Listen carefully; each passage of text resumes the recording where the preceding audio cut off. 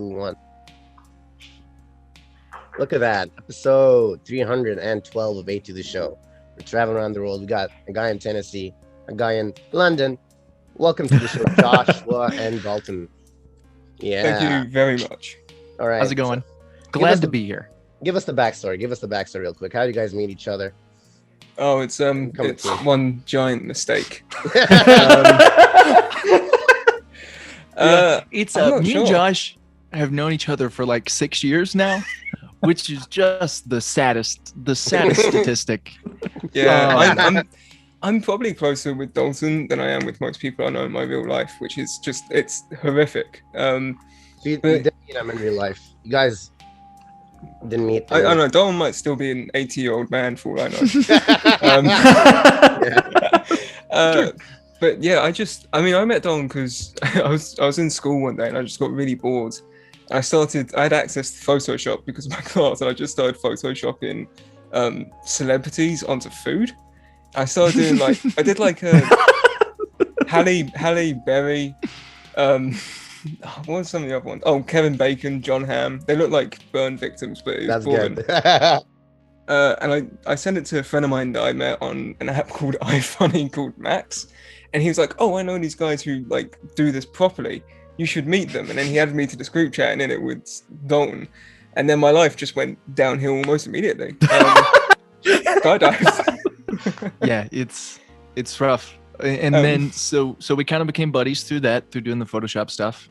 And I guess the podcast started about 1.5 years ago. We do a podcast called Semi Pro. I guess I should mention that. Just plug it. Just real quick. But it started about 1 year ago. Well, the idea behind it was we wanted to interview people who were semi-professionals in their field. So if you do a little bit of directing on the side, we'll interview you. If you do a little bit of Photoshop unprofessionally, but you know, maybe get paid a little bit, well, you know, we want to interview you, photography, all that kind of stuff. That was the idea behind it. That lasted like 6 episodes before we just started talking about movies. And so now it's a movie podcast, and we talk about movies that we like and watch. Sometimes we agree, sometimes we disagree. But as Josh said, everything has been sort of downhill since we met. I mean, my life has just spiraled into nothingness. Well, yeah. Describe your nothing, like your spiral downwards. What's going on? Like, what is it? What's going on behind that? Well, I talk to Josh frequently, and I don't particularly like Josh, and so it's just. Yeah, me and Dawn have spent many nights up until like 6 a.m. my time, 3 a.m. his time at times. And it kind of spirals into madness a lot of it, because we usually hop with a couple of our friends, one of which we met in that iFunny group chat that they added me to, and the other one, you know him, Item Spider Monkey. We met him through Dalton technically, because Dalton tried to collab with him at one point, and they just became friends. We all started talking, we all became mates, and now we hop on Discord, we'll Photoshop, we'll play Fortnite. It descends quite often into nonsense words and one-off references that only we'll ever know, and it's horrible, quite frankly. I mean, it is incredible actually that you guys just met on the internet and have been able to develop a real relationship that is real. Yeah, it is one of the coolest things I think about like our generation, that our parents have never imagined, like meeting someone and working with someone entirely in a whole different continent. I mean, that is incredible. Yeah. I mean, Josh is coming to my wedding in April. Like that's, you know, he's gonna be one of my groomsmen. You know, like that's. Congratulations on first of all on getting married. Yeah. Not congratulations on Josh coming, because that's like the worst that's the second one. I think that's like one of the signs of the Judgment Day. But yeah, we host the podcast Semi Pro. We used to host an old one that you'll never be able to find because we deleted it off the face of the internet. Gone forever. But it used to be us two, and then our friends Dan, Savage Comics, and Item. And that was hell to record, because like you had 4 different people in 4 different time zones trying to match up to one to speak for like an hour and a half. Kind of like right now. Yeah, kind of like right now. But it was just it was all over the place. So it's it's nice that me and Dalton have been able to work out some kind of balance where we can record more or less every week. in the same time zone, even though we're 6 hours apart. Yeah, it's kind of incredible that we met one time in a group chat 5 years ago, and then Don convinced me to make an Instagram account, and from that point he was never going to get rid of me. Oh wow. I could if I mean, tried. If I really wanted to, I could. And another thing you guys have in common is the superhero, that you guys are really into superhero designs. What came first for you? Was it the superhero designs, or because you guys are both designers also? So one of the things that me and Josh share is we both enjoy like hero stories, but we also really have like a disdain for, I guess nerd culture would be the way to put it. Yeah. Like, because these people get on my nerves. That's our audience. Don't insult our audience, please. I'm sorry. No, your audience are cool. It's everyone else outside of correct. That Yeah. I took like a 6-month break from Instagram, maybe 3 months. I took like a 3-month break from Instagram just altogether. Just straight up deleted it because I was so fed up with all this stuff. I posted an edit of John Boyega as Red Hood once, and I got 10,000 comments. Oof. Which is insane. Yeah. And as you can imagine, they weren't necessarily positive, and there were some like, personal attacks in there, like at me for making it in the first place. And it was just like it's wild how into this stuff nerds get. Like I've gotten death threats before, and so I really like hero stories and I really like graphic design, but that kind of stuff really annoys me. Right. And so I've kind of actually reached to a point where you received death threats. Yes, that's a whole story that I'm not going to get into. That's okay. Fine. That's fine. Yeah. But I'll tell you guys after we're done recording. Sounds like. But yeah, no, I've been like threatened, and it's like that stuff just gets on my nerves. And of course, yeah, it's like from a design. Yeah. Right. It's like I'm making Photoshop stuff that's going on Instagram. It's not like it's that serious, and it's also not like it concerns you, and it's also like well, I don't know why people take this stuff so seriously, which has kind of made me step back a little bit. I mean, Josh is still going super strong, but I've kind of started to try and do some other stuff because I'm just like I'm so fed up with that, just that culture. Where it's like this is my livelihood. You know, I care so much about superheroes and comic books that this is what I'm basing my life around. And if this thing is messed up, if Taskmaster is a woman, I will riot. And it's like, it doesn't really matter, you know? Like you're a human being, like in the real world on a giant rocket spinning through space. Like, I don't know. So that's my soapbox. And I got off on that, and I don't remember how, so I'm passing it off. Yeah. I mean, I think this is something that can occur in any kind of culture, if you want to talk about it. And it's just about how do you want to, if do you actually want to be in that kind of situation, or do you want to actually have these kind of people watching your stuff and then basically threatening you or hating on your work. And I mean, it's just how do you want to your perspective on it. Right. And like what goes into a person's mind? Like what, in your opinion, what goes through a person's mind who thinks that way, who wants to insult someone for his work, or even go to the point where they want to threaten them? Well, I don't even care about that. It's just like, what has to be going on in your head that you take a comic book movie so seriously that you're like willing to get that upset about it? You know, willing to kill someone, right? Like you're willing to threaten somebody because you care so much about a superhero. Like what are we like? Five? Like there's such like a disconnect between people who are able to, I'm a fan of comic books. I've got a few set up on my shelf. I read them every now and again. It's like I read it and I go, hey, that's neat. Or like sometimes you can identify with the character. Like I know a lot of people identify with Spider-Man, for instance, but it's like, there comes a point where you are going too far. If someone does an edit of Spider-Man, they're like, hey, this is a Spider-Man costume I made. And you see it and you get angry at it. But it's like, you can just look at it and then look past it. You know, no one's got your eyes open, forcing you to look at whatever it is you're getting angry at. And it's just kind of I don't want to say frightening, 'cause it's not quite the word, but it's troubling to a degree. Because I mean, I remember when stuff like when Chadwick Boseman died, I think Elizabeth Olsen got chased off of Instagram because she didn't post a 5-page memorial to him. It's Wow. These people are animals, and they just they never seem to realize that there is a disconnect. It's almost like threatening to burn down a movie studio just because you don't like the version of a movie they released. Yeah, it's and then like you said, it's not limited to comic culture or the comic communities on social media. It's everywhere. It's in the Star Wars communities, it's in the gaming communities. Mhm. Reddit's just full of the stuff. Yes. You guys remember Sonic? I mean, they Sonic, cyberbullied a movie studio into in a good changing way. the design of a And it worked. I love Sonic, the new Sonic. Yeah, but yeah.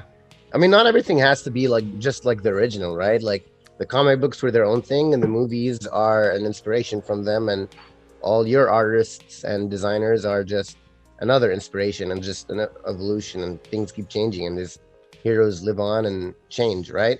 But with me People and are just Josh's stuck- stuff, our stuff is nothing. It's literally meaningless. Like it has no significant purpose. I started editing because I was in this group chat with Don and all these other people, and they were photoshopping comic book characters. I thought, hey, that's kind of neat, and then I started doing it. And it's not like whenever I do something, it's not like I put so much thought into it that it's like this is my heart and soul bared on the page. It's like this is there's news about Thrawn from Star Wars being cast. Oh, I'll do a piece on that, and then you move on with your life.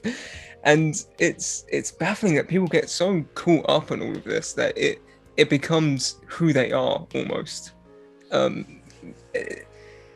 And I mean, even like Venom, when Venom released, people were angry that Spider-Man wasn't in on it, and I'm like, yeah, I get it.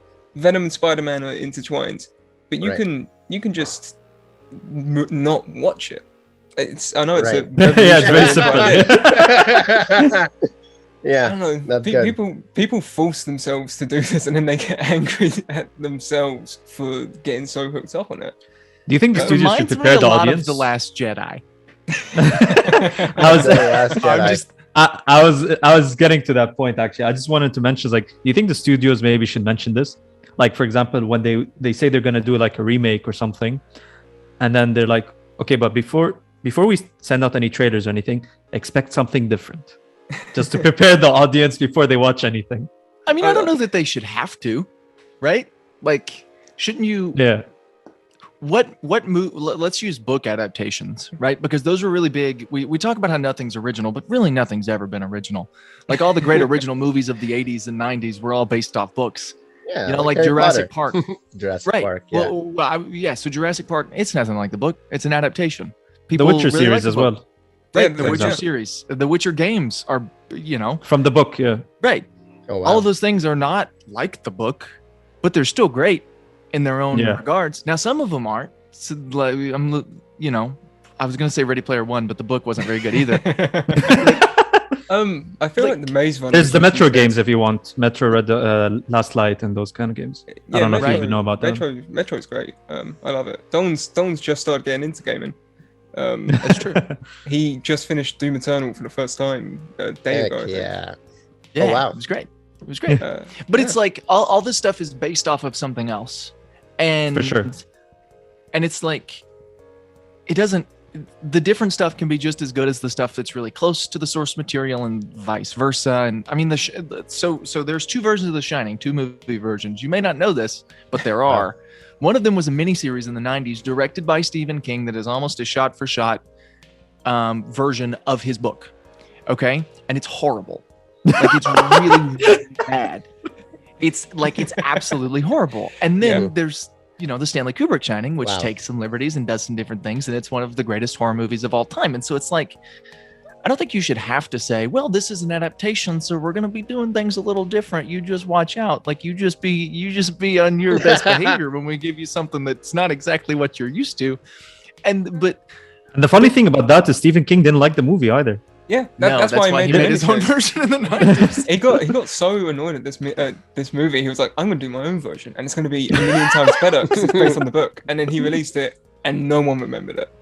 I guess that's why they get changed, like because Yeah. if you keep it exactly like the book, it's not gonna be as good. Yeah, I mean, for the audience. I'm a big fan Lord of the Rings. Mm-hmm. Yeah, Lord of the Rings. I mean, I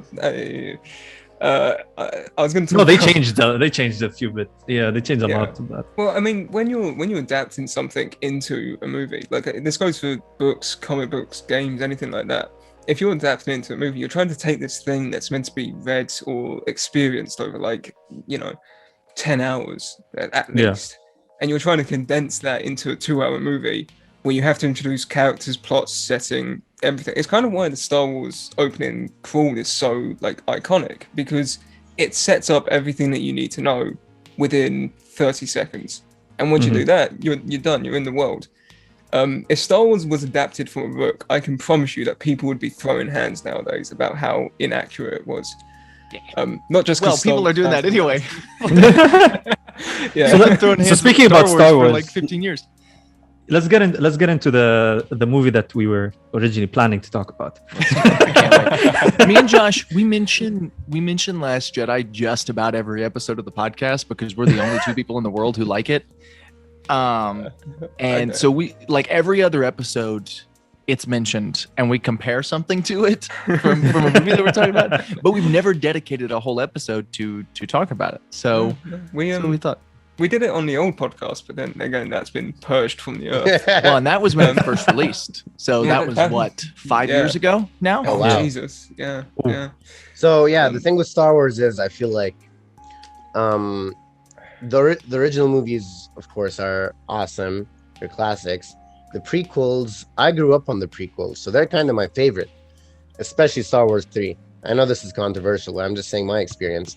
And the new movies, 7 I kind of liked. 8 was very confusing, and 9 dropped the ball. Oh, shit. Yeah. For me, it was shit. At least we're getting into this. I can't wait.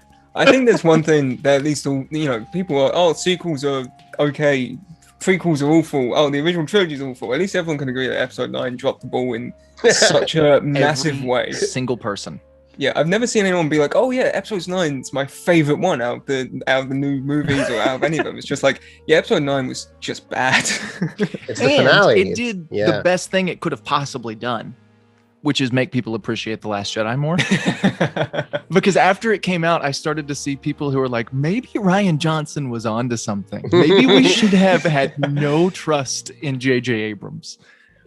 I mean, it fascinates me that Disney got the guy who made the ending to Lost and said, "We want you to conclude the entire saga of Star Wars." Yeah, me and Dalton disagree on certain elements of Star Wars, particularly the prequels. Dalton's favorite of the prequels is Episode 1. Phantom Menace is the best prequel. Phantom Menace. I'm a normal person, so I like Episode 3 the most out of the prequels. That's so good. I'm not a psychopath like him. So with the prequels, the interesting thing. Banks. So I've got this uncle who's like a super Star Wars nerd. Okay, and he's the one who introduced me to Star Wars when I was a kid. But I didn't know that there was 6 Star Wars movies until I was like 13 years old. I thought there was just the original trilogy because he straight up just didn't tell me about the prequels. I was like, he denied the existence. He never once mentioned them ever. And so I didn't realize that they existed. And I finally watched them when I was like 13. And I was like, okay, this one's kind of boring, but at least it feels Star Wars-y. And then Attack of the Clones is the worst movie ever made, budget for budget, like dollar for dollar, the worst movie that has ever been put to film. And then Episode 3 is pretty good. And so, but I was old enough to see the flaws in these movies before I saw them. So I didn't really grow up with them, but I did grow up with the original trilogy. I mean, I didn't see the prequels until 3 years before Force Awakens came out. Oh, wow. Because I'm 22 and that movie came out in 2015. So 3 years before that movie came out, that's when I saw the prequels. And so it's like, when I got those two options on my hands, when it's like, okay, I can watch this movie that feels like what I grew up watching, or this movie that doesn't, I'm probably going to choose the one that feels like what I grew up watching. And I like Force Awakens okay. It's not my favorite. Yeah. Star Wars has a really interesting track record of being an overwhelmingly series for one that's as popular as it is. Thank you for saying that. I think there are two great Star Wars movies, and that's Empire and Last Jedi, which I know is a whole controversial statement, but I think those are the two that are like elevated above just normal movies, and then the rest of them kind of operate in this like generic sci-fi genre, but those two elevate the whole saga above it. But that's a whole other rabbit hole. Me and Don, we talk about this a lot too. Star Wars and Indiana Jones are both iconic franchises that have about a 50-50 track record of being good or being awful. And it's like, it's kind of insane. I don't want to say insane that they've got to the level where they are, because, you know, they were released in the 70s when movies weren't good. So it's like, I'm not surprised that they came out on top, but they, you know, you look at them nowadays compared to certain other, I guess, franchises, and it's like, it's kind of unique that these movies managed to serpentine their way into the point of 40 years later, they're still probably two of the most relevant movie characters and movie stories that have ever been told. And neither of them are original. Why? Yeah. So why do you think that? Because, I mean, you are kind of right. I feel like the original hype came from the original trilogy, and then people just rode that hype, and then more people became a part of the fan base, and now it's so huge, Star Wars at least. So, and I don't understand why. I couldn't tell. I think it was just, it brought the idea of, like, I mean, the whole basis of Star Wars was just George Lucas was watching old Akira Kurosawa movies and was like, hey, these are kind of neat. And then he brought that sort of unique Japanese storytelling. He was like, oh, but what if we had laser swords?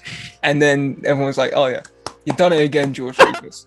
And then, wait, you're forgetting a key element here, Josh. And then he made a movie so bad that they lost all the investors, and his wife came in and re-edited it, and that's what we know as Star Wars. Yeah, I mean, Star Wars was lightning in a bottle. In the guy wait. I'm sorry to interrupt, but what? Okay. His wife just came and re-edited it. Like, we're just gonna skim over that. So this is a real thing. So there was an original cut of the Star Wars, right, which is New Hope now, and there was this original cut of the movie, and it was really long and really bad. And it was after they had finished filming, and so they showed it to the investors, and about half of the investors dropped the project after they saw the movie. Holy and shit! So they took their money back, and so George Lucas is left penniless and broke, and so his wife comes in and hires a new team of editors to completely recut the movie, and she led the charge to re-edit the movie, and then it got recut and released as Star Wars as we know it today, and it was a huge hit, and it was spectacular, and it was great. And then, so George Lucas is barely responsible for New Hope, is what I'm saying, basically. What? How does he have $1 billion then? Well, who gave this guy $1 billion? Get this. So he's a brilliant businessman, but he's not a good filmmaker. I'm gonna get no, you're gonna get hate for that. Yes, I gotta be very careful with what is this. Yes, exactly. Is this like the Steve Jobs and Steve Wozniak kind of thing, or basically? I mean, what's the stuff that people remember from the original trilogy? Is it anything from New Hope except for the Death Star run? Yeah, the Luke Skywalker thing. See, again, I disagree with Don on certain amounts of Star Wars. We both agree that Last Jedi is probably the best thing to come out of it since Empire, and then Mandalorian was the best thing across that. But we disagree in certain elements. Like, I still think New Hope is good. I just don't think any of the reasons it's good is George Lucas. Right. Well, this is the point I'm getting at. Yeah. I mean, George Lucas's wife. I think she also rewrote the movie to make it make sense. Wrote like half the script. Yeah, she made it make sense. And then. So, did she do this only for the first movie? That's it? Well, she did. But George Lucas didn't direct Empire. Irvin Kershner did. A different guy came in to handle Empire Strikes Back. They learned their lesson. They were like, hey, we can't do this.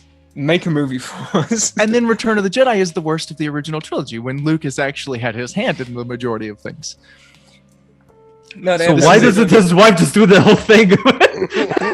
Because he had already gotten divorced by this point. I'm pretty sure she left him after this was New Hope released. This was like the 70s, so women weren't really in that industry.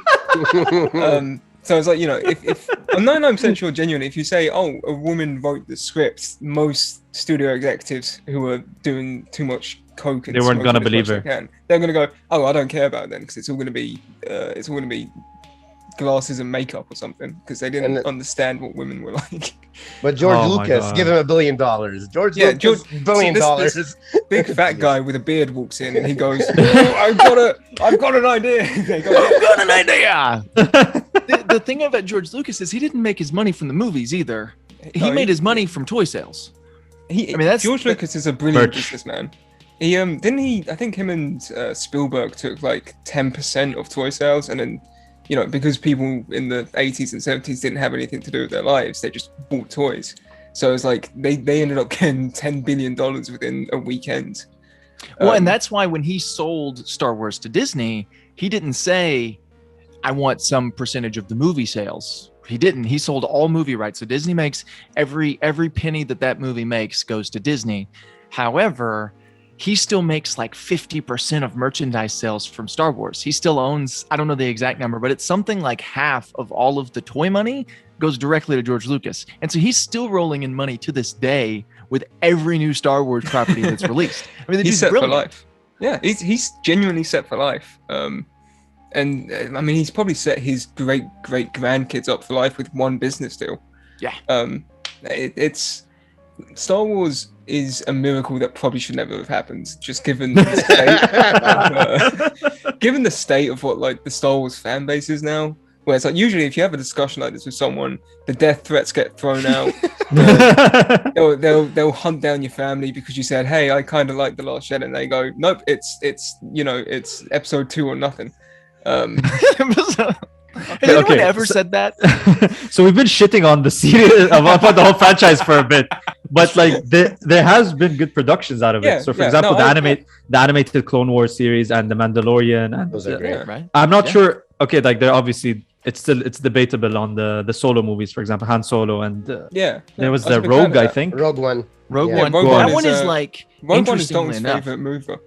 Rogue One was interesting, yeah. That one is like universally loved. That's the one that like you out of every Star Wars movie, that's the one that you can't talk bad about without people getting really upset. And well, that's also if you ever hear people, the people who are like, "Oh, Disney ruined Star Wars," that's the one that they always go like, "Oh, but that one's okay." Disney ruined Star Wars except for Rogue One. I mean, Disney produced Mandalorian, so I don't.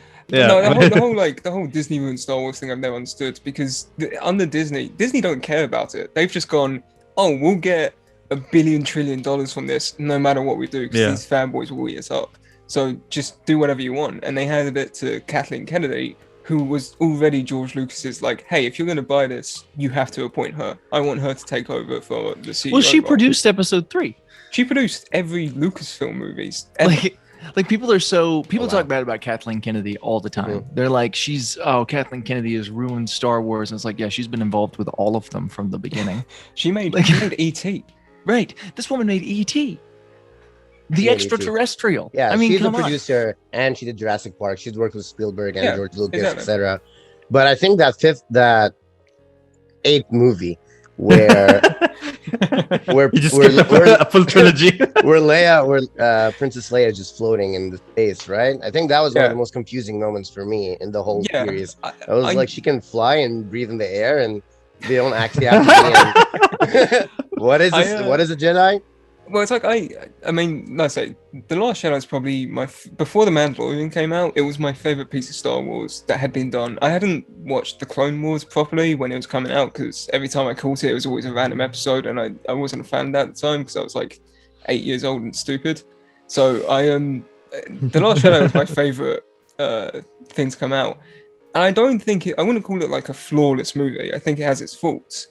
It's more just like the ideas and the execution of those ideas are probably the first time that Star Wars has ever gotten interesting in about 20 years.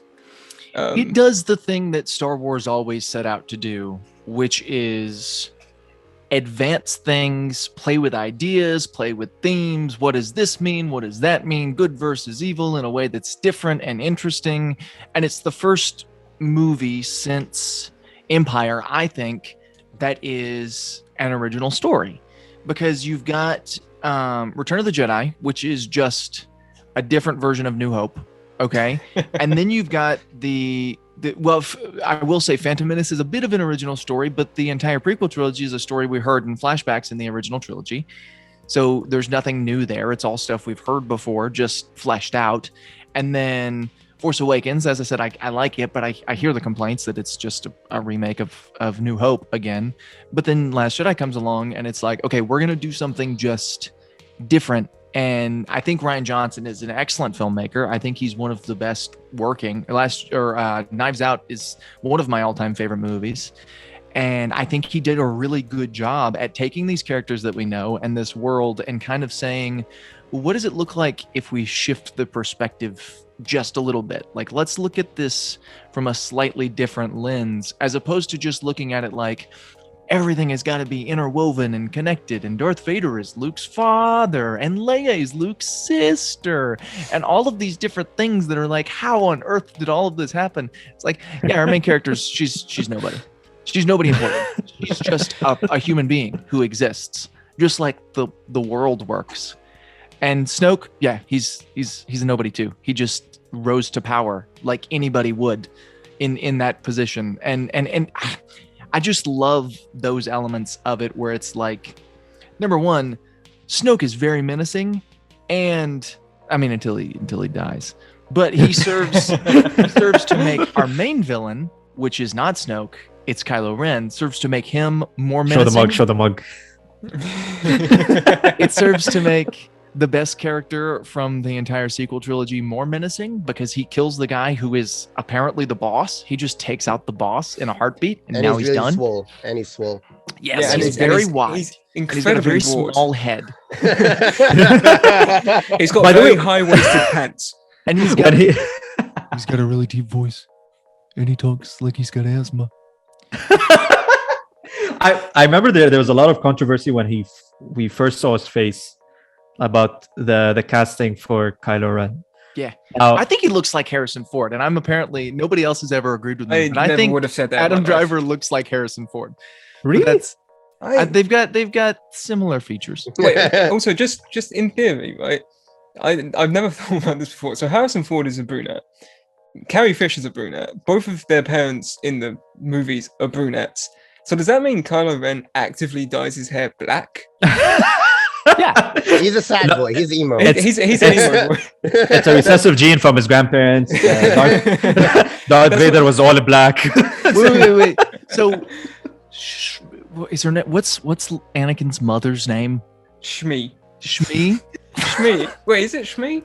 Because Shmi's the character from Peter Pan. He's the fat dude who helps out Captain. Yeah, that's Shmi. Does she have black hair? She might do. That's his great grandmother then. Yeah, if Anakin is the grandfather. If she has black hair, then it makes sense. It's just extremely coincidental that the first guy in 3 generations of this family is the most evil person in the galaxy. Right. Yeah. Well, but so Kylo Ren is a super menacing villain in this movie, especially there at the end. He has black hair. Black hair. See, yeah, it works. It okay. totally It's works. actually under this lighting, it kind of looks like she's a brunette. She kind of looks like Kylo Ren. That's actually an early appearance by Adam Driver. His first movie appearance. His first movie appearance was as Shmi Skywalker. He made Anakin turn to the dark side. Correct. His own grandfather. It's like poetry. It rhymes. It rhymes. That's another great George Lucas quote. Was was George Lucas the one who said, "There's so much going on, it's so dense.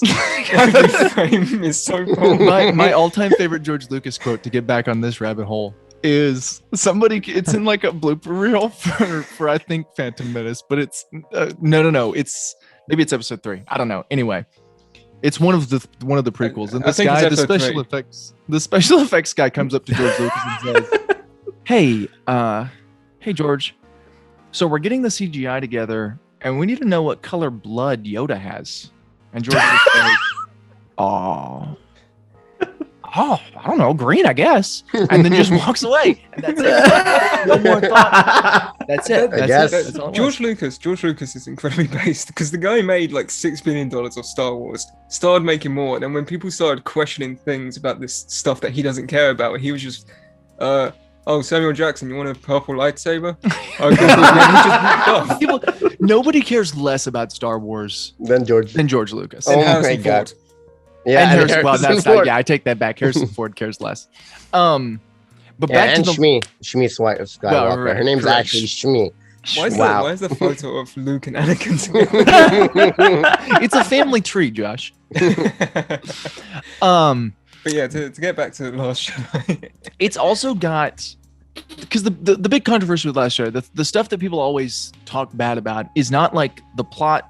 It's always there's three things. It's the Leia scene, which is one scene in the movie, and it just shows Leia has force powers, like something that was established in the original trilogy towards the end. At least the mental stuff, like she could mentally communicate with Luke in that movie. So every time someone starts talking about that Luke and Leia talk mentally, I just think back to the start of episode 5 where she just slugs him to prove a point, and it makes me laugh. Yeah. Wait, so can she read his mind? She can read his mind. That's the point. So they can communicate mentally, but if she's got the Force, and that was 40 years ago, I mean... That was one okay, so they can communicate telepathically, but they can't read each other's minds. Yeah, there's that part at the end of episode 5 where Luke's, hanging with his arm, and she's like, oh, he's in danger. Go back for him.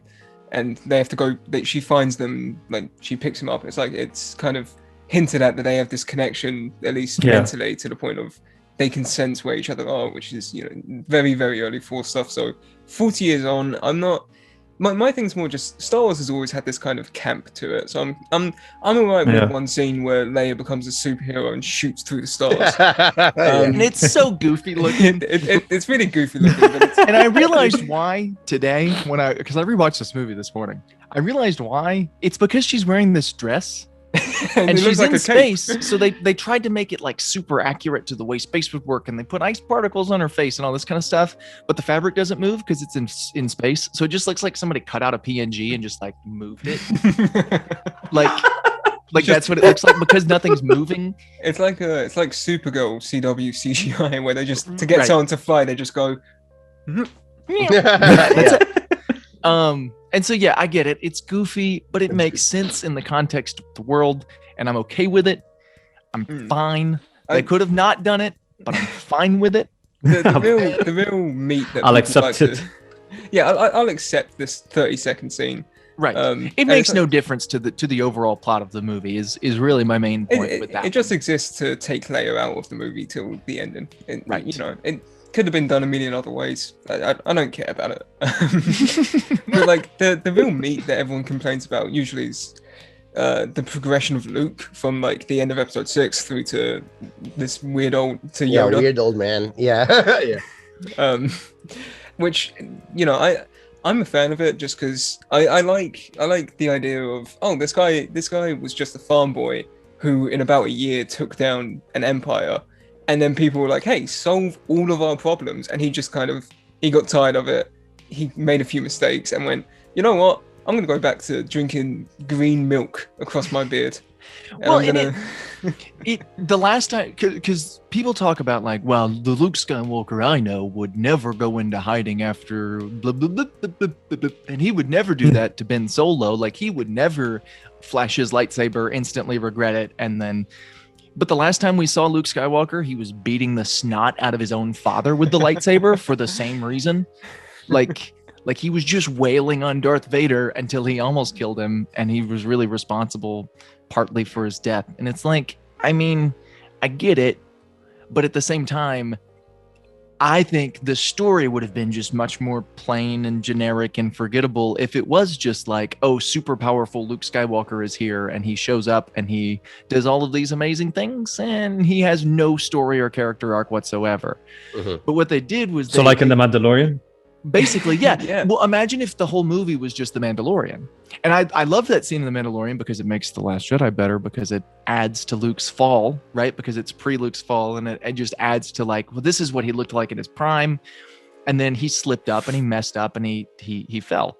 It also means that Baby Yoda is dead and was killed by Kylo Ren. That's what Last Jedi means. but it's such a great character arc that was so much different than what I expected and what most people expected. Now, some people got upset about it, and I didn't, clearly, but it was so much different than I thought it would be, where it was like Luke's character arc is going to be he messed up big time, and he knows he messed up, and so his way of personally dealing with that grief is to just throw up his hands and say, I'm done. Which, yeah, you take a farm guy, and over the course of 5 years, he defeats an entire galactic empire, and now the weight of the entire Republic is on his shoulders. Yeah, that's going to weigh pretty heavy on a guy. And then he causes the fall of that Republic by trying to kill his own nephew because he's scared and nervous. Yeah, that would make anybody a hermit. And I really like Luke's arc in the movie, and Mark Hamill gives such a great performance. I mean, it's the performance of his friggin' career. And it's a shame that he doesn't like it and people don't like it because it's great. And it's so in tune with what Star Wars has always been. That character arc specifically, just like, it's like, yeah, sometimes people mess up, but we want to give them like this is your hero story, and we're directing you into that. I don't know. I just really like the Luke stuff in the movie very much. Yeah. Mark Hamill's best performance is the Joker in the Batman animated series. I would live say. action, man. Live action. I don't think anyone can ever like. I mean, I know there's been a lot of Jokers. You got Troy Baker, you've got John DiMaggio. There's a lot of great Jokers out there, but all of them end up. I feel like every Joker kind of ends up falling into this hole of like you're just trying to emulate the Mark Hamill Joker. Mark Hamill also only cared about the Joker for like 2 seasons. And then when they switched animated styles, which I think was season 3 or 4. 4. So in season 4, I think they got a new team behind the series or whatever, but none of the voice cast seemed to care. Like even Kevin Conroy, who I think is one of the greatest working voice actors of our time, was just like shooing it in. Well, I agree with you. Mark Hamill's great as the Joker. Part of that was like the writing team decided to make Batman a bit more of a secondary character, because the idea of it was like, oh, we'll bring in Nightwing and Batgirl, and we'll have them be, a sense of focus. So everyone else kind of took a back seat to it. But yeah, I mean, Mark Hamill's best performance is always going to be the Joker. I'm a massive fan of the Arkham games, and I still think they are great. Yeah. There's 2 great, I think there's 2 perfect, I'd call, adaptations of the Joker, and it's the Arkham games, and it's the Telltale series. And I will fight anyone who says that the Telltale Joker is the best adaptation short of the animated series. It's true. It's pretty great. But nonetheless, Mark Hamill in the movie, I think Mark Hamill is what makes the movie for me. Because if it was like anyone else, it just wouldn't work as well. And like I said, I still think there's faults in the movie. I rarely try and defend the Rose and Finn stuff. Like, it's a neat that's the part that I'm just like, eh. Yeah, you're right. It's neat to see a character arc for Finn after he kind of got sidelined in the movie where he was meant to be the main character at the very end. Thanks, J.J. Abrams. And then it's nice to see this new aspect of the galaxy, because it feels like every time we go to explore the galaxy, all we ever end up seeing is the dirty underseed, and it's like, I'm a fan of a dirty underseed, but I've seen Coruscant. You just are a dirty underseed. Yeah, exactly. It's exactly. But it's like I've seen the Coruscant underbelly 50,000 times, so that kind of thing never really shocks me anymore, because I know that there's a lot of this crime, and you see Mos Eisley 6,000 times over. It kind of loses its impact. So it's nice to see. Yeah. The upper side of the criminal empire, where it's a load of warlords who are betting on just horses, and there's a weird broom boy who steps up to a man and gets beaten, and it's like I don't care about it. It's neat. I could have done without it. The only reason it serves a purpose is just I don't know. It's to get Benicio del Toro in the movie, because Benicio del Toro really wanted to be in the movie, and he stutters through every line. I guess it's like to get Finn and Rose onto the main ship, but then they were already on the main ship. They left the main ship to go to. Well, no, I mean the Snoke ship. They get taken there because Finn needs to fight Phasma because things come full circle or whatever. Right. I never liked Finn, and he's my least favorite character. from all the movies. I love the idea of a stormtrooper who becomes like a rebel, like on the resistance, and it's great and it's awesome and whatever. But he's also just really annoying. Like, and that's from his first scene. Like, I mean, I like Finn. He has a bit of attachment issues. Yeah, and it's like, oh, you got a boyfriend? You got a cute boyfriend? My name's Finn, Ray. How's it going? We just that's it's kind of why I like the Finn story, because the Finn story in The Last Jedi is just he wants to go to be with Rey because he's a stalker. Because he's weirdly attached to her, and then he learns because this person's sister died that, oh, maybe the Resistance isn't so bad because they're trying to help people, which you think you get from the name Resistance. But it's a nice character arc where he's like, oh, I kind of actually want to help these people, to the point of, he'll sacrifice his life, or rather he'll try to, and then someone saves him, like, I saved you, and then everyone else luckily escapes, because otherwise she just killed everyone in that hole. I don't like that bit. That's I kind of want to present to you guys a bit of an idea that, like, a different approach that could have occurred maybe on the movies. Okay, so obviously we know Kylo Ren kills his father, and that's how they get rid of Harrison Ford from the movies. And obviously they have to get rid of Carrie Fisher. So what if they got Kylo Ren to kill her as well? What do you think would have gone on in that situation? I feel like that was probably the original idea. Well, but really? See, here's the thing. Carrie Fisher didn't die until after they finished filming Last Jedi. Okay. So, because I thought that same thing too. So I looked it up, and it's like, because I was like, why didn't they just kill her off? Like, but no, like specifically Kylo Ren kill her. Right. Oh yeah, no. The idea of Kylo Ren killing her, I'm thinking the same thing. No, I like that. Yeah. It adds to the whole killing your parents and becoming a fully dark side. Yeah, it adds to the thing. I can't remember about Rise of Skywalker. How did she die in that? She sleeps. Oh, right. She's right. Got it. I want to say that she did some force thing. Yeah, she Yodas. She Yodas it. She just gets too tired. She's like, it's wind. It's like, right. No, I've had enough. Yeah. The resistance is falling. I'm done with this. Kylo Ren comes back to the light, and when Kylo Ren comes back to the light, that's when she Yodas. I like the idea that she's just like, I've been dealing with this for a while. It doesn't look like we're gonna win. Best of luck to you, fellas. I'll see you later. We tried our best, but what are you gonna do? Yeah. I like the idea of Kylo Ren killing her, because it adds to the Kylo Ren Rey relationship in the movie, which is him trying to get her to let go of the past so that they can both move on to this kind of better future. Now, obviously, they disagree on what constitutes a better future, but I think it would fully add to the character arc that Kylo Ren has throughout the movie. Well, I like the theme of, you got your original 3, right? Although Chewbacca should count as original 4, but we'll say original 3 for human characters. You got Han, Luke, and Leia. Okay. Mm-hmm.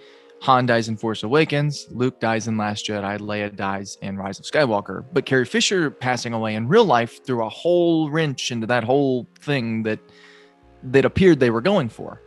And so you could have done one of each original main characters passes away in each of the movies, because that's what it seemed like they were going for, and that's what they ultimately did. But it just really got a wrench thrown into it when Carrie Fisher, passed away. Yeah. And so I don't know. And then that's a whole other it's complex. Yeah, I have an idea to present to you guys. I think that Star Wars itself shouldn't have been one long story. It's like with franchises and stuff. It's like Marvel is so powerful because it's so many different stories and so many different styles, and each movie is kind of its own thing, but also ties to this whole universe, and then it adds up, and then there's the end game, and it's like amazing. But Star Wars can't do that because it's one story, and they're relying on so much, and it doesn't work. That's partly why I always loved The Last Jedi, because it's the first one to sort of break away from that mold of like, oh, every single person has to be connected to Luke Skywalker, or every person has to be connected to Anakin. It's like, you can't if you want to trace it back, every person's got to be connected to Shmi. Well, if you want to trace that back, every person has to be connected to Palpatine. By the way, Shmi, if you notice when we were looking at her name is Shmi Skywalker Lars. That's like, isn't that like a German family name? It's like, or a first name, I don't know. So Owen and Beru is Luke's her aunt brother. and uncle. That's how how crappy must they be to let their sister get sold into slavery? And they're just like, they're living on the same planet. They're like 20 minutes out from where she was. Remember, because what's his face? This is episode 2 stuff we're talking here. So I understand nobody knows because nobody's seen that movie since they were a child.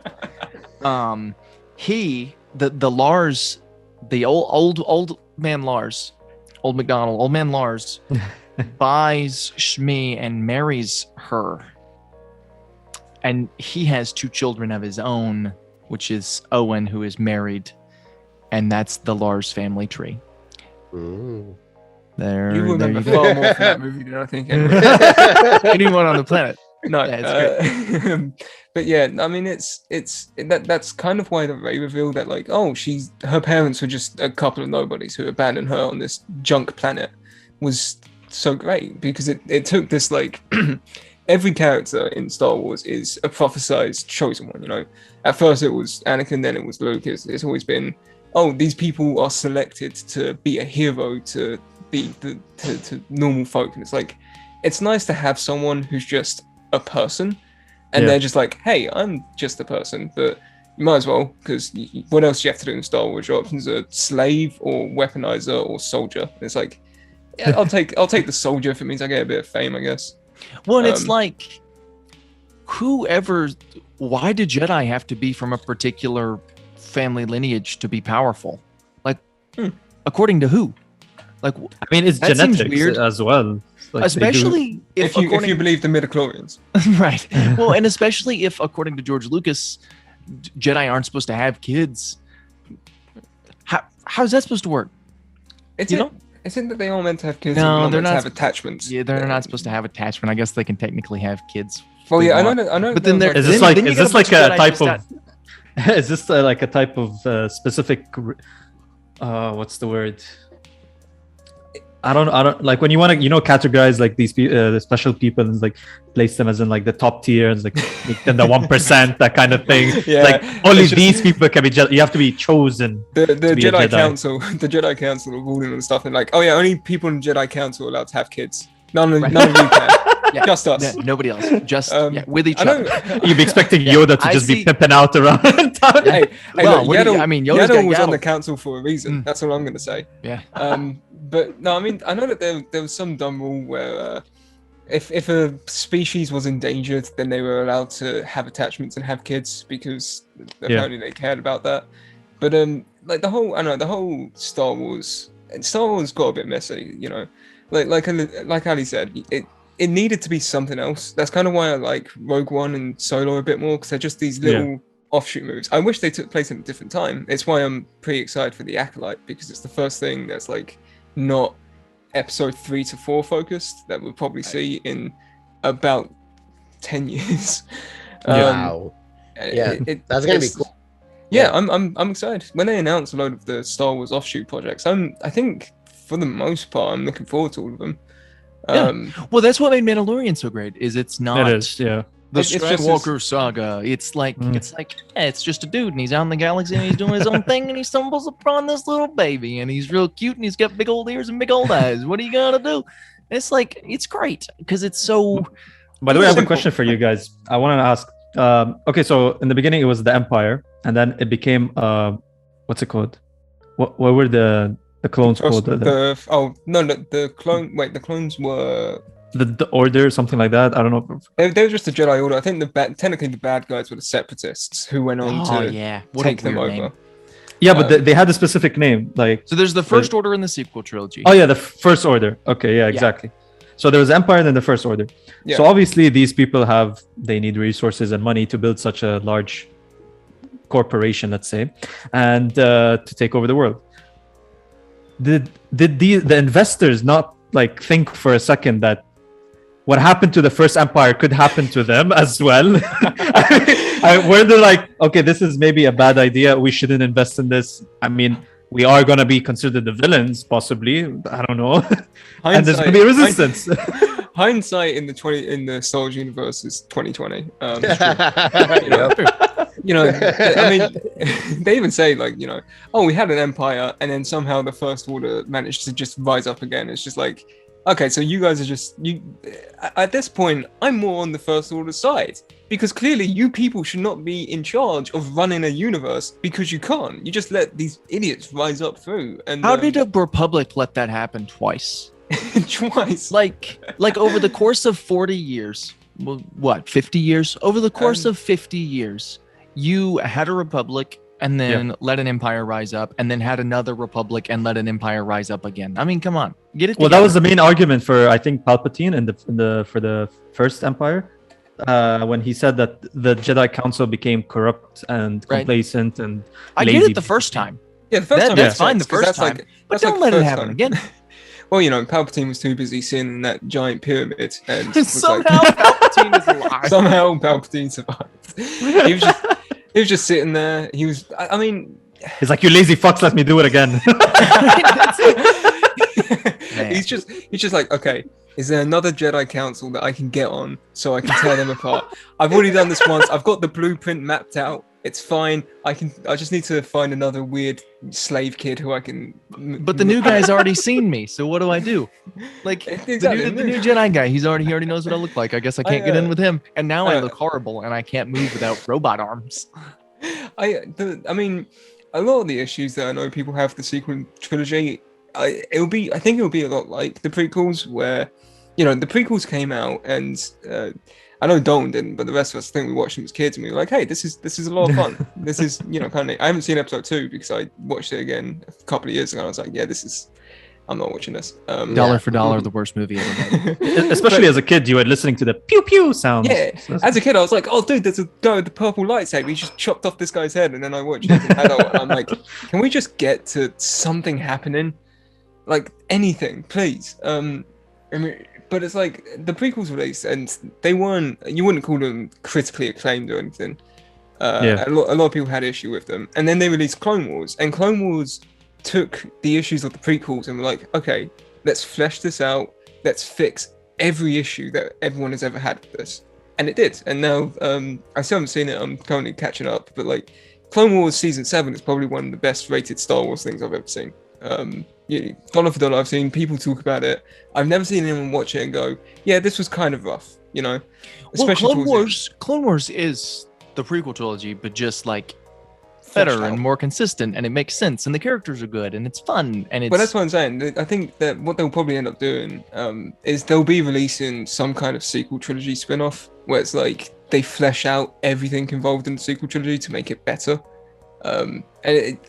In general, I'm beginning to, at this point, I think we're going to start seeing movies kind of move out the way of the limelight because, with The Mandalorian, for instance, you've got this $25 million an episode show where you can have these large, massive stories and you can have these big action set pieces and this great production quality. And you can have that fleshed out over 8 hours instead of trying to squeeze everything into 2, Like imagine The Rise of Skywalker as a mini-series instead of this 2-hour mess. You wouldn't get somehow Palpatine survived. You'd probably get some dude explaining the cloning process to Kylo Ren because he was angry one time. It's kind of... It's basically the director's cut on a series. Yeah, exactly. It's a director's cut, but much, much, much better. I say this, but once again... Mm-hmm. The guy who directed that movie directed the finale of Lost. It was a series.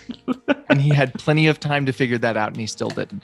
And he might be directing the Superman project, so who knows? Yeah. Okay, yeah. Well, yeah. That's going to be a tough one to see. Yeah. I stand by the biggest issue that the sequel trilogy has is that they took the original trilogy and said, let's do it again. They're like, okay, they fought the Empire, they defeated the Empire, and it was concluded, and they said, what if we just did that again? Like, the Empire's back, we're gonna have a good time, we'll have the new First Order and the Resistance instead of the Empire and the Rebellion, and we'll just do the same thing again. And I don't know why they made the conscious decision to do that instead of telling a new story, because it negates the need for the original trilogy, because it turns out when they blew up the second Death Star, it didn't matter at all. And then the Ewok song, the Nub Nub song, just is useless and meaningless, which is a discredit to those individuals, the natives of that planet. the little dwarfs that they stuffed into really the little people costumes. who they horribly mistreated on set. Did you? I found out the other day because I was just watching videos on it. Apparently, there was one time where Kenny Baker, the dude in the R2 costume, just got left in there while everyone went to lunch, and he like. He was like baking to death because he's in this like tiny little cramped space, and he's basically in a giant oven, and everyone was just like, okay, that's the wrap for today, let's go to lunch. And they came back 3 hours later. There's a universe where they come back and open that up and there's just charred Kenny Baker in there. And then they put him in the movie. They made it. Then they put him in the movie. It's I talking about Harrison Ford, they brought Harrison Ford back for 2 movies. I have no clue how they managed to get him to come back for episode 9. No money. I mean, even money. But he's got so much money. You can always have more to pop in. You can always have fly more. on set. He was too busy flying planes and breaking his legs walking on stairs. He was too busy landing planes on top of other airplanes. But like, it's strange that they brought him back for that, and he came back for 2 of those. And every time you ask him about Star Wars, he punches you and he walks away.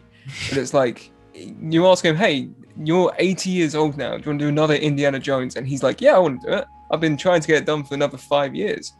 And now they're doing that. And I never see those 2 series dying, even if everyone who's involved. I know Harrison Ford's like, oh, after I'm done, no one's taking it up or whatever.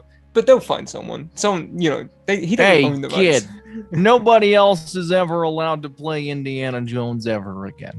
And it's like, yeah, Harrison Ford, you're 80. You break your legs walking upstairs, man. You're gonna die in like 6 months, probably. Yeah. Like, it's time to get it. It'll be a miracle if he makes it to the premiere. But it's those. Like I say, those 2 franchises have stood the test of time. They're never going to end, ever. And even Star Wars took a break, quote unquote, and even that never stopped. They're still releasing games. They're still releasing TV shows. Books, I mean, like all kinds of stuff. Yeah, people want it, dude. People want it. People want Star Wars. People love space. People love adventure. People love Indiana Jones. They love archaeologists. It's a classic tale, and they love archaeology professors specifically who wear big nerdy glasses. We're all going to be 80, and they're going to be releasing Star Wars Episode 60. The Phantom Menace strikes back. Somehow Palpatine has returned again. Somehow Palpatine has yet to turn, and it's just going to be a CGI Ian McDiarmid. Well, yeah. No, Ian McDiarmid's still going to be kicking him. So, are you guys looking forward to the future of like the Star Wars universe, or not really? Yeah. I think I'm not looking forward to much of anything at this point. But even for Kenobi. No, that was a joke. I am looking. Okay. Forward to the future. I was just joking about I'm really looking forward to Taika Waititi's. I'm looking forward to Taika Waititi's film a lot. And let's not forget, apparently still on the books, Rian Johnson's trilogy. I have given up hope on that. Dalton has somehow remained a lot more faithful. The last statement on it was somewhat recently, like 6 months ago. Yeah, it was someone who talked to him on Twitter through like they got an interview Skype call with him. They asked him, he's like, yeah, it's still going on. He's got to make 6,000 more Knives Out for Netflix before he can do that. Right. But that's still a thing that's happening. And I stand by the fact that he should have gotten the sequel trilogy. Like, it should have just been his from the get-go. Just let him direct all 3. And then we would have had something incredible and spectacular. As much as I don't like J.J. Abrams' ending, you just needed someone to look out through the entire thing and be like, okay, this doesn't match up with this. You made Rey a nobody, and in the next film you're saying that Palpatine somehow hit someone. Like, it's not, you're not matching up here. you say in one film, you need to let the past die, and then in the next one, you bring back Billy D. Williams looking so old, it just made me sad. It did make me sad. It was really disheartening to see Lando Calrissian like hobbling around on a cane. Like, I felt so bad watching that sequence, man. It was really upsetting. But yes, I am looking forward to the future Star Wars. I think Mandalorian was fantastic. Mandalorian's fantastic. I think, like if Kathleen Kennedy was listening to this, I think the shows are a huge success. Keep up with the shows. Yeah, definitely. The shows are probably the future. Yeah, almost. Stay away from the movies. The continuous series. Yeah. I don't know, dude. The third movie, dude, Star Wars 3, is so cinematic and iconic, especially when they're fighting in lava. I'm with you on this one. I will defend episode 3. Yeah, but that's going to be hard to repeat. That's the thing. We won't have another Anakin Kenobi. And if we do it again, if we have another fight scene in the lava pit, can it be maybe like 15 minutes instead of 45? It goes on for so long. It looks beautiful, but by the end of it, I'm just exhausted. All right. Yeah. You're listening, Kathleen Kennedy. That's what you have to do, and then make the games better. Obviously, of course, we want to play some nice Star Wars games. Ooh, that's a good question. What did you guys think of Force Fallen Unleashed? Order? I did not like it. Like, it was okay. It was okay, but like, I don't know, man. Like, my favorite one is Force Unleashed for sure. I like Force Unleashed. It had a great story to be honest as well. Force Unleashed is the one I always end up going back to. Yeah. But I played through Fallen Order once, and the thing I love about it is the time period in which it takes place, because we don't really have, other than Rebels, which is a little later, we don't have much in that time period, between episode 3 and episode 4. Everything's always between 6 and 9 because they have to flesh out everything between it, because no one ever did in the movies. Right. But it's like, I really like the story in Fallen Order, where it's like, this is what happened to a Jedi who survived. I really like that story, and I thought it was really neat. And Cal Kestis is great. The game was too short, is the only thing I can. Yeah, really that is true. Also, it was small. It was small, you know, because like you're playing in a game where it's like just galaxies and galaxies where you can travel to, and in this game you can just travel to like 4 or 5 planets, and even the planets themselves are like very basically designed, in my opinion. They could have done more. The fighting could have been a bit better as well. That's kind of like how Dark Soulsy it was, you know, where it's like you have to save at these checkpoints, and as soon as you do, every other guy within the vicinity comes back and fights you. Because it was nice. I like that. A Dark Souls game, but Star Wars, that would be genius. Someone we just get that? Wasn't that Fallen Order? I'm kind of hoping that's what Fallen Order's like, but even more. I want Fallen Order to punish me. I've been a bad boy. Punish me. That's so but good. yeah, no, I'm looking forward to the future of Star Wars, because even in the games, there's that Ubisoft Sandbox game that they've been working on apparently. Even though they say that they're not, I'm pretty sure we'll probably get a Battlefront 3 sometime in the next couple of years. It's. I'm not going to say it's looking up, because I still don't think it's ever been quite looking down. Yeah. But Star Wars is going to continue to be the highest grossing franchise of all time. We need an HD remasters of Shadows of the Empire is what we need. Yeah. If you want to be completely honest. Dalton hasn't played many games, and that was one of the first games he ever played. That was the first video game I ever played through completion, was Shadows of the Empire. And it's incredible. And I will stand by that statement. That's what I want. I want a remake of a video game nobody remembers from the 90s. Just give it to me. I'll take it. And what about the future of you guys? What's next in store for your podcast? This is hopefully the last time I ever talk to Josh after I get this call. I'm hoping that's it. I was going to say, here's hoping the podcast and our friendship ends up dissolving within sometime in the next couple of weeks, be preferable, couple of days, hopefully. Yeah. It's my birthday next weekend, so you never know, I might get a nice surprise, and Dalton messages me and says, hey, I'm leaving. It's no, you're gonna get a message and say, "Hey, Josh, surprise! I'm in your house." This is why we need Thanos. This is why I need. Yeah. In theory, Thanos snaps his fingers. Half of this call is gonna go away. And I don't know how professional you guys are, but if I'm around, we're keeping going. The show's got to go on. Yeah, you guys disappear. I'm going till. I mean, realistically, we'll probably just keep doing this podcast until we can't do it anymore, I guess. Until one of us is dead. Yeah, until one of us is dead. And then there's the deep fake CGI, bring it back in, like. Yeah, exactly. Then we'll Princess Leia it in, and we can make ourselves look 10 times younger. It'll be wonderful. We don't do video, so I'll just make an AI voice of myself and Josh, like using some audio recordings. We'll say like every word in the dictionary, and then the AI can, voice them together. No, I mean, we've got our mate Colin, who we watch movies with sometimes. We do movie commentaries. So we'll, as much as we'll joke about it, the podcast is always quite a nice thing.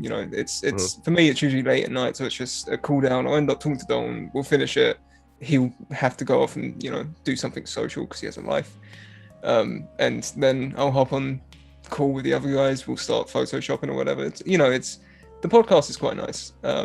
And Colin's a lovely dude too. And preferably I'd be able to host one with him, but none of us have the radio. Genuinely, yeah. Colin Chastain, he's Bob and Colin on Instagram. BOBBINCOLIN. He's on with us when we do the film show, which is our movie commentary tracks. And he's great. I mean, he's one of the loveliest dude I've ever known. I cannot praise this man enough. Sometimes we have Item on, and I can't stand him. Love that guy. Item is unbearably talented. He gets on my everlast nerve. He's just got too much of that talent. We've all been working on something, and I know Dalton hasn't seen it, but I've caught a couple of glimpses because we're just doing some costume designs. He's checking it now. I can see it. I am actually. But he sent a couple of updates, and it's made me unbelievably sad. You know, if me and Dalton ever stop completely, it'll probably be Item's fault. Oh my god! Wow. Well, go check out our podcast with Item Farouk. That was a couple episodes ago, and go check out these guys' podcast, Semi Pro Podcast. Really fun show talking about movies and other stuff. we watch a lot of movies that no one else ever wants to watch because they're always bad. We've seen both of the Doom movies. That's and one of them is actually okay. Yeah. You were going to say good, weren't you? I was going to say good, but I can't make myself say it. It was just okay. All right. Well, thank you guys. Thank you so much for being on the pod. This is a lot of fun. Thank you guys for coming on. This was a lot of fun. And I'll see you guys later. Thanks for watching A to the Joe. See ya. Goodbye. Peace.